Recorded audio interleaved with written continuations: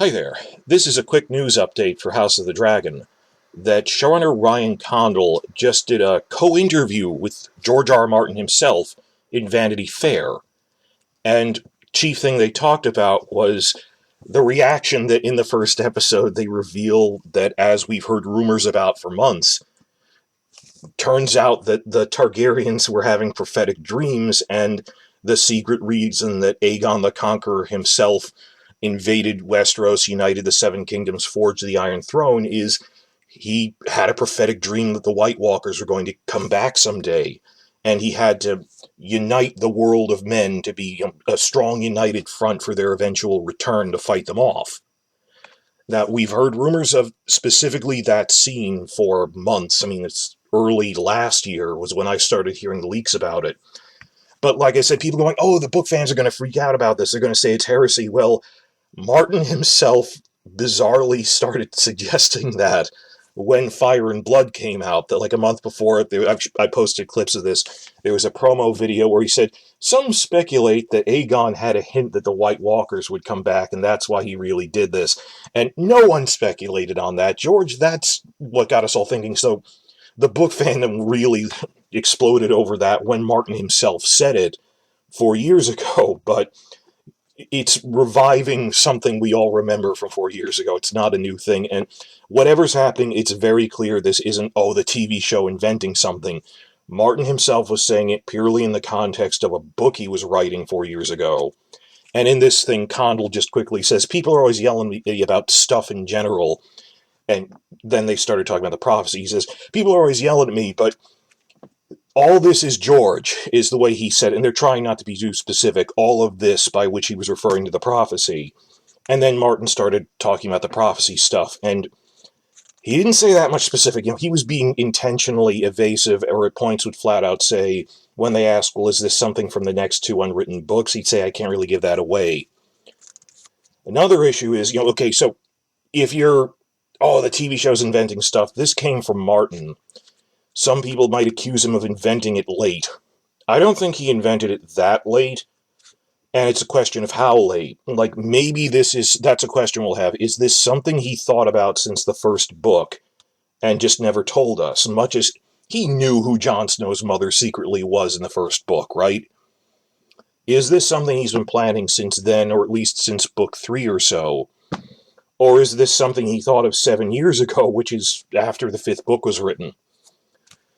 He's always said he's a gardener. I mean, that's the other thing. He's always said, I'm a gardener and I come up with new ideas as I go, but I try to work them in. And I don't think that's sloppy, because he says he's a gardener, and then he'll say, I came into it very late, only 5 years ago. Which to me is, well, you were working it in. Like, the revelation in, like, the 4th book that the three-eyed crow is really Bloodraven. The three-eyed raven is really Bloodraven. He said, I was thinking of that since the 2nd book. So it wasn't in the first one, but it grew, but it's still, he didn't put it in the instant he got the idea. He got the idea during book 2, seeded it during book 3, and then revealed it in book 4. That's just an ongoing written series. There's going to be growth. So I don't think it was a last-minute thing just for this show. I think he was working on it. It's a question of when he did. That's book fandom stuff. So why did I make a video for this 4 minutes in here? If it's just Martin was directly asked about it, but was evasive and didn't say anything clear. He actually did specify one thing that I wanted to highlight with a short video. Otherwise, I wouldn't have made this. He specified there was no date attached to the prophecy, to Aegon the Conqueror's prophetic dream that the White Walkers are coming back. And as a result of that, every king that knew about this thought it would be happening in their lifetime, or at least their son's lifetime. They thought it was relatively imminent. That Aegon the Conqueror did not know this was going to happen 300 years from now. When Viserys tells Rhaenyra about this, he doesn't know it's going to happen a full 200 years from the point he's telling her. They think it's in the current generation, maybe the next one. And the whole idea is that we can pretty much see in this, and they talk about it in the article, Martin just mumbles through, yeah, that is implied.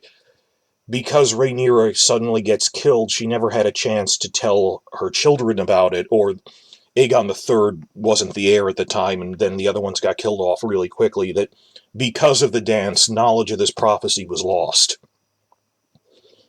So, what kings actually knew about this prophecy? Well, Aegon the Conqueror had the dream, and he directly told his son and heir, Enos, which, I'm saying this, the article doesn't say this. Then Maegor wouldn't have known about this because he was a usurper. He was not the designated heir. And through some combination of events, Jaehaerys managed to find it out, who was not the eldest son of Aenys. He was the last surviving one. I think the crown prince, Aegon the Uncrowned, must have told his wife, Rhaena, who then told Jaehaerys, but whatever the case. That up to this point, there have been 4 kings who knew about it. Aegon I, Aenys, Jaehaerys, and Viserys. And for the most part, once they got to the throne, they were determined to rule through peace, not war. That Maegor was the warmonger because he didn't know about the prophecy, and thinking back on it, think of how people said Aenys was indecisive and never wanted to actually have a war. You start wondering, it's kind of because they didn't think of this prophecy as a distant 300 years from now thing. They thought, maybe Aenys thought, well, I have to keep the realm together because maybe in the next 30 to 50 years the White Walkers are coming back. And to the point it made him weak, that it made him indecisive. Well, I can't risk a war.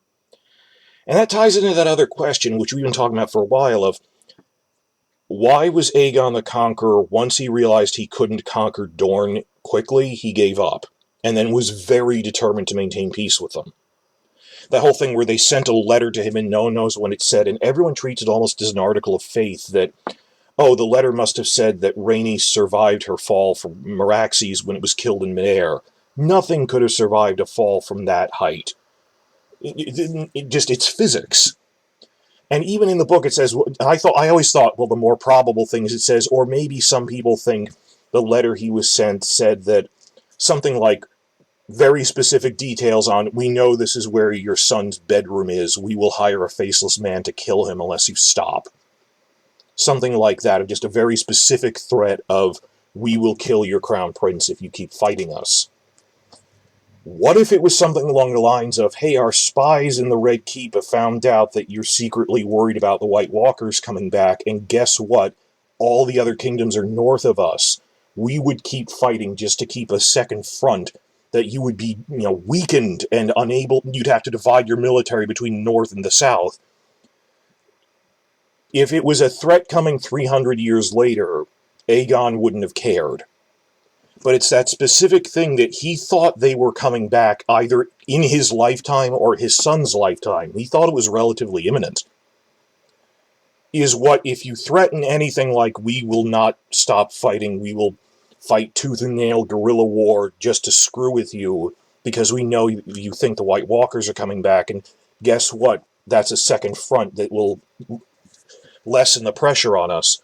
Maybe that's what drove him to peace. Maybe that's why Aenys was so indecisive, why Jaehaerys was so determined to be a good king who made laws, and he was a stronger king than his father, but who made a unified legal code, who strengthened the kingdom. All this infrastructure he built was kind of with the secondary goal of, we always thought the White Walkers were going to come back in a generation or two. We thought this was imminent. Because think about it, Daenerys the Dreamer got her prophecy about the doom of Valyria 12 years before it actually happened. It happened in her lifetime. They don't know it's hard to gauge when a prophecy will happen. And then with Rhaenyra, the knowledge was lost. So maybe this is like Viserys. The reason that they passed, this might even explain why Jaehaerys passed over Rhaenys. Because he thought, we need a wartime person. We need Balon to personally be leading the armies against the White Walkers. That he was against having a female heir because he didn't think a woman could lead armies. And he was always thinking about White Walkers. What if the White Walkers come back after I die, under my immediate heir's reign?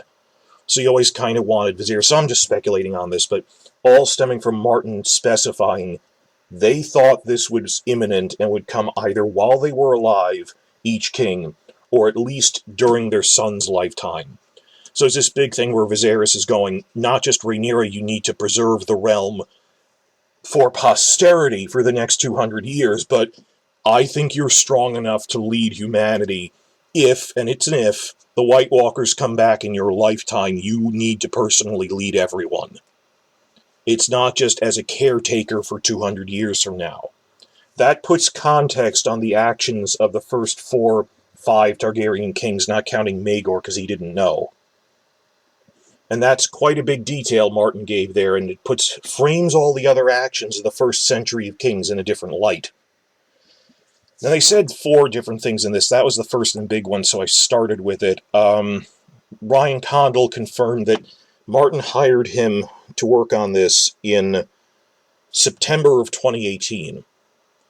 And that just adds to the timeline I was making in my earlier video on the War of the Five Pitches, that we know that the first attempt at a Dance of the Dragons show was Carly Rae, but she got fired almost immediately, left because she argued about the time skips. I talked about that. We know that Brian Cogman was working on his pitch since about May of 17, and he copyrighted his pitch that August of 2017. We don't know exactly when Cogman stopped working on his. We just know in this new context that he filed in August 2017, but by September of the next year, 2018, he was out and Ryan Condal was in, who then filed his copyrights 3 months later in December. So that's just establishing our timeline of when exactly did Cogman stop. And that ties into the other point of Martin was talking about this in October of 2018 about a book he had already written, like a month after he hired Condal. There's no way Condal influenced this thing about, well, actually Aegon the Conqueror had a prophetic dream about the return of the White Walkers, that he came in too late to affect that in any way. That's the second point. The other 2 points. Oh, the third one's really short. Just, I like that in this article, they elaborate on something that I remarked on in my other catch-up video, where I said I was going over the new wave of promos in one catch-all video, and I said, I love this shot where people are walking around the city streets of King's Landing, and they don't look up and freak out when a dragon is flying overhead. It's like living in a city with airplanes. We were supposed to notice that, and they talk about it in the article. Just, I like what Condal says. It's kind of like if you've ever been to San Diego. I've been there once, and man, was San Diego Comic-Con crowded. I don't need to go again, but it was a nice city. The convention itself was too crowded. The city was nice. That San Diego is next to a major military base, or any city that's next to a major airport. New York, Manhattan isn't next to JFK Airport. You have to get a train out there.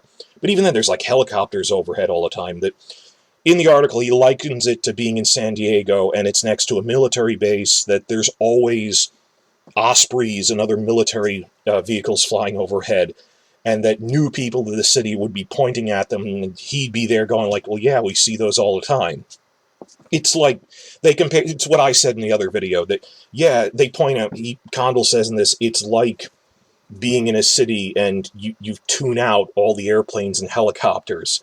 And they joke, there's one guy in the trailer who does look a little, but he's not freaking out, and like, oh, he must be some new guy in town or a foreign merchant who came there. When you go to a city, there's always a tourist going, wow, a plane, but most of them don't remark on it.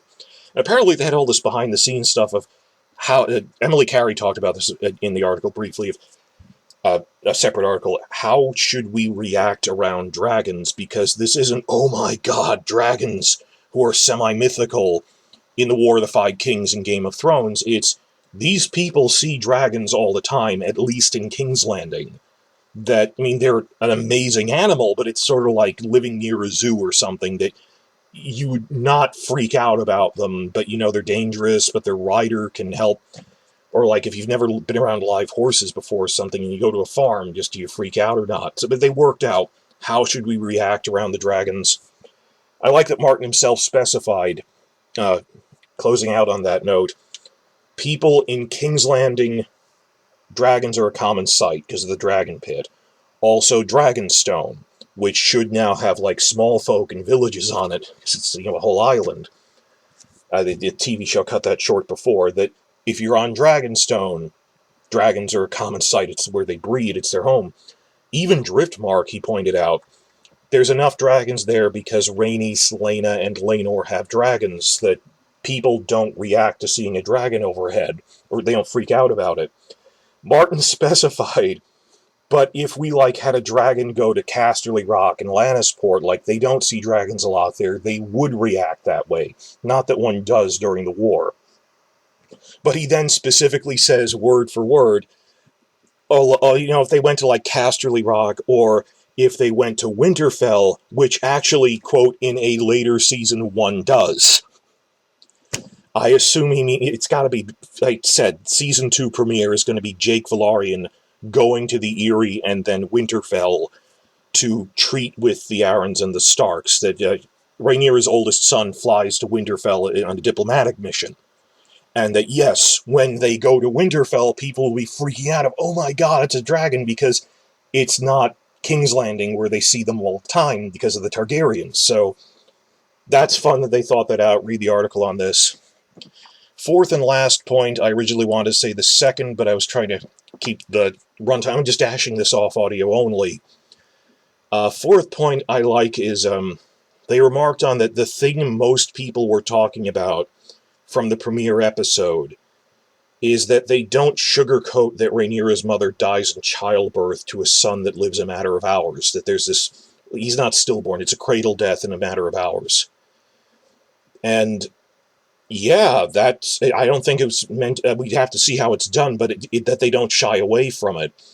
They talked about that more in, I think, the second part of the Hollywood Reporter interview, that we want to show how dangerous childbirth was to mother and child in the Middle Ages without good medical technology, or even just in general, that lots of things can go wrong, that we don't talk about.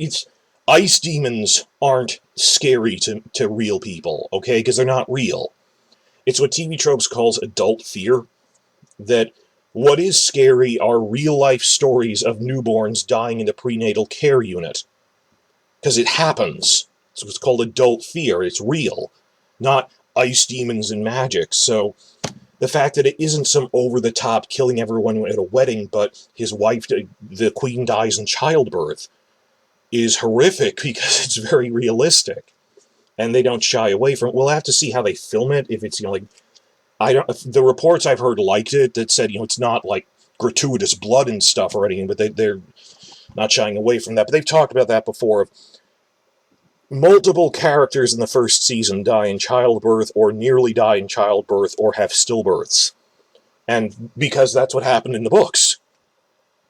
So apparently, in their estimation, it's what a lot of people were talking about, so I'll probably work on a better video for that next week, post-premiere, to talk about, well, yeah, this is a major thing of Martin's, that this isn't the shining Disney Middle Ages. This is the real Middle Ages, where even among the nobility and the royal family, childbirth death is really common. That, think about it, during the War of the Five Kings era, and I'm just doing this audio only, I'll do a better version later, the three main characters, as most people think of it, that have the most chapters, Jon Snow, Daenerys, and Tyrion, all of their mothers died giving birth to them. And by extension, if you think that the core five, as they defined it by pay grade, include those three plus Cersei and Jaime, all three Lannisters, their mother died in childbirth. It's just that Tyrion is the third and youngest, but Jaime and Cersei, their mother died in childbirth, because there's a 3-for-1 there. Catelyn Tully's mother died in childbirth. Not to Edmure, it was to a younger son who also died in the cradle. So that the rest of the clan there, the Tully clan have had a woman die in childbirth and a stillbirth. Going over to the Tully Arryns, Lysa Tully marrying into House Arryn has had a string of stillbirths until she got Robin. The Martells had a string of cradle deaths. That the whole thing that Doran says, my mother had a series of stillbirths, so I didn't think I'd ever have siblings, but then Oberyn and Elliot came relatively late in life. His mother survived. It's just, even among the great houses, cradle deaths are happening to every family. The Lannisters, the Tullys, the Baratheons, Stannis' wife keeps having stillbirths. The Targaryens, the Greyjoys had a few, it was for Balon's father, his half-siblings that he doesn't remember. That it happens in all the great houses is pretty common even for the Targaryens, and even in the Dance of the Dragons era Starks, Cregan Stark's first wife dies before we meet him as an adult, that he's got like a 1-year-old son, and he said, I married my childhood sweetheart, but she died last year, leaving me with his infant son. And that just women die in childbirth all the time, and that's what it's like there, and they really didn't emphasize that enough in the first TV show. You think they talk more about it with Tyrion, but whatever, but they're really focusing on it this time. And I like it that they said they're going to reuse that quote by Randall Tarley from the books, that men are conscripted to fight and die in wars. Women shouldn't be warriors, because your battlefield is the birthing bed. And that women live in fear of childbirth, as there is seriously a coin flip, I could die in this. From childbed fever, that pulmonary thing, like what happened on Downton Abbey. Just, there's so many things that could go wrong. So, I like that test audiences who saw the advanced screenings felt it was a gut punch, but not gratuitous, which is what we're going for. So, the 4 things were, Martin specified the fact that they didn't know the White Walkers were coming back in 300 years, but thought it was relatively imminent, affected the decisions of the first century of Targaryen kings that, no, there can't be a female heir. We must keep the realm united. It influenced them, and when you sit down and think about it, that actually makes sense to what they did, and I think Martin has been planning this for some time. Point 2 is we found out Condal only came in September of 2018, by which point Martin must have thought of this already. Third point is, yeah, people don't look up at dragons when they're in King's Landing, and we work that out. Fourth point is, we will be talking about the death and childbirth thing. So this is just update, audio only. Go and read the Vanity Fair article. I'm behind at all my other videos, which are backlogged. Getting ready for Friday. I'm trying to be done by Friday. So please like and subscribe. I have a lot of other videos I'm working on.